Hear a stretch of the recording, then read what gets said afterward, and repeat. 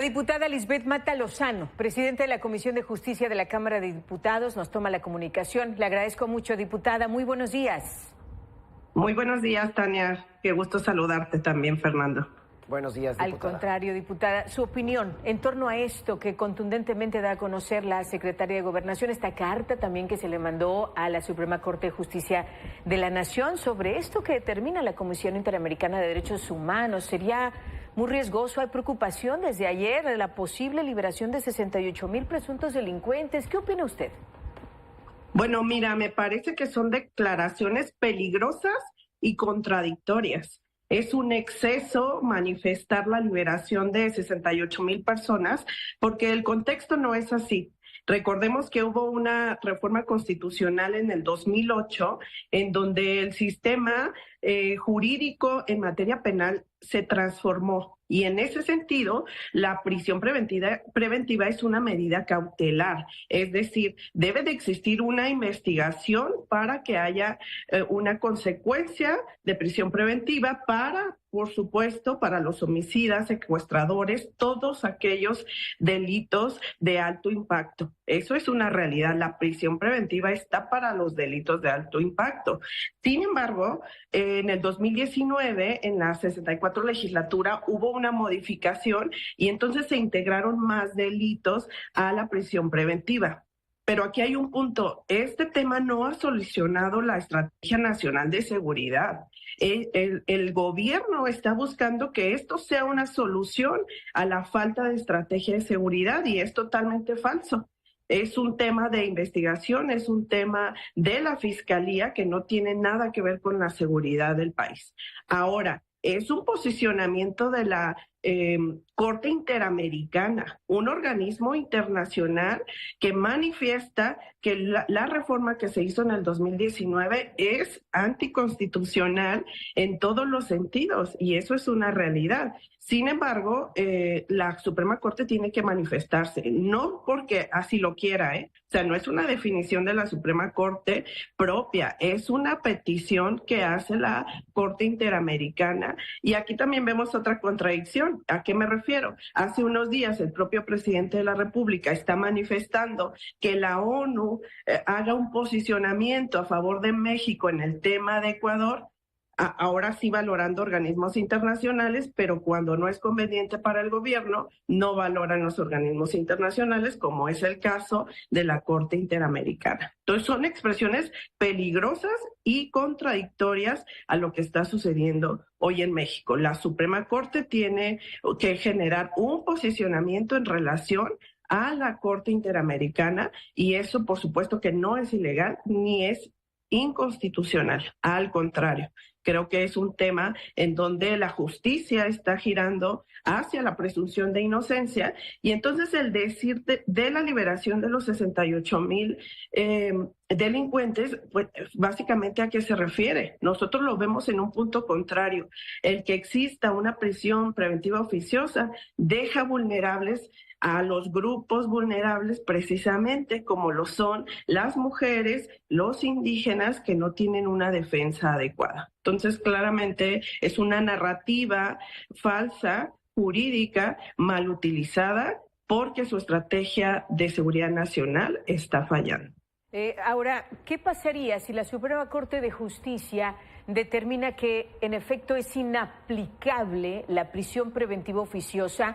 Ellos no pueden modificar la Constitución, en todo caso le correspondería al Congreso de la Unión, a ustedes primero como Comisión de Justicia, ¿no, diputada? Sí, primero manifestar que no es inaplicable para todos los delitos, es decir, se amplió el delito de catálogos de alto impacto y entonces habría que analizar en qué criterio se va a manifestar la Corte. Es decir, no es para todos los delitos, no significa que no vaya a existir la prisión preventiva. Al contrario, esa está, justo lo señalas muy bien, esa está establecida en la Constitución. Lo que habría que analizar es la inconstitucionalidad del nuevo catálogo de delitos establecido. Creo que hay que ser muy puntuales. Claro que debe haber una investigación, claro que debe haber consecuencias a todos los delincuentes de delitos de alto impacto, homicidios, secuestradores, huachicoleo, todo lo que vemos en la inseguridad de nuestro país. Sin embargo, el posicionamiento de la Corte habrá que esperarlo y analizar con base a eso. Efectivamente, así como en el 2019 hubo un cambio al artículo 19 en la reforma constitucional, pues la legislatura actual o la próxima tendrá que analizar también la constitucionalidad del artículo 19. Diputada, ¿existe algún precedente en donde algún posicionamiento de la Corte Interamericana tuviera efectos en algún país, en algún caso similar?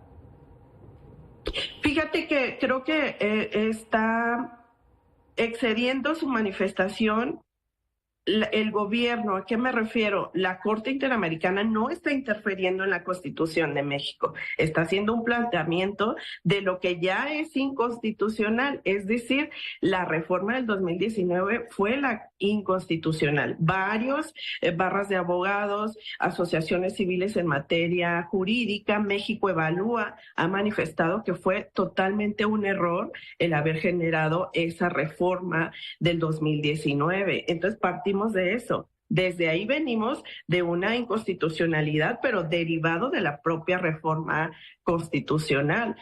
Aclaro, la Corte Interamericana no está interfiriendo, no está generando modificaciones a nuestra Constitución y la Suprema Corte tampoco lo hará, O sea, generará un posicionamiento y el Congreso va a tener la facultad de modificar o atender ese pronunciamiento de la Suprema Corte de Justicia.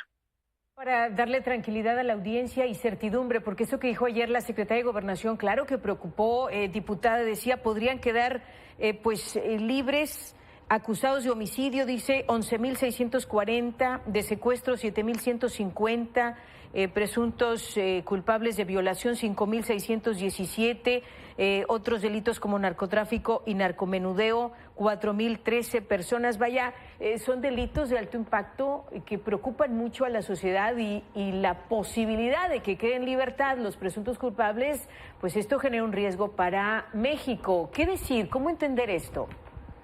Primero, es algo que no puede suceder. O sea, eso hay que aclararlo. El hecho de que se genere la eliminación de la prisión preventiva para ciertos delitos, primero no significa que no haya justicia, porque debe de haber una investigación. Y segundo, no se pueden liberar de un día para otro presuntos delincuentes. Eso es totalmente falso. Para eso se requiere un pronunciamiento jurídico de cada uno de los delincuentes en su propio proceso jurídico. Es decir, nos está hablando de un futuro incierto, que además con declaraciones peligrosas, porque eso claramente no puede suceder. Al contrario, insisto, los que se quedarían desamparados de una investigación serían mujeres, indígenas, los más vulnerables que no tienen una defensa adecuada. Entonces, para aclarar, por supuesto que no va a haber liberación de presuntos delincuentes porque la justicia no aplica de un día para otro por el cambio de una ley. Y en el caso específico solo sería un pronunciamiento de la Corte, no un cambio a la Constitución y ni siquiera un cambio a cualquier otra reforma. Entonces, este dato es alarmante, pero solamente lo generan por la negativa a que ello suceda. Si imagínate, si no ha sucedido una justicia pronta y expedita a lo largo de la historia de justicia en México, mucho menos va a suceder la liberación de los delincuentes, porque, insisto, debe de existir una investigación y una consecuencia y una sentencia para que eso suceda. No generará liberación de delincuentes definitivamente. Muy importante esto que nos aclara diputada Lisbeth Mata Lozano, presidenta de la Comisión de Justicia de la Cámara de Diputados. Muchas gracias por su tiempo para Milenio, diputada. Buenos días. Gracias, muy buenos días.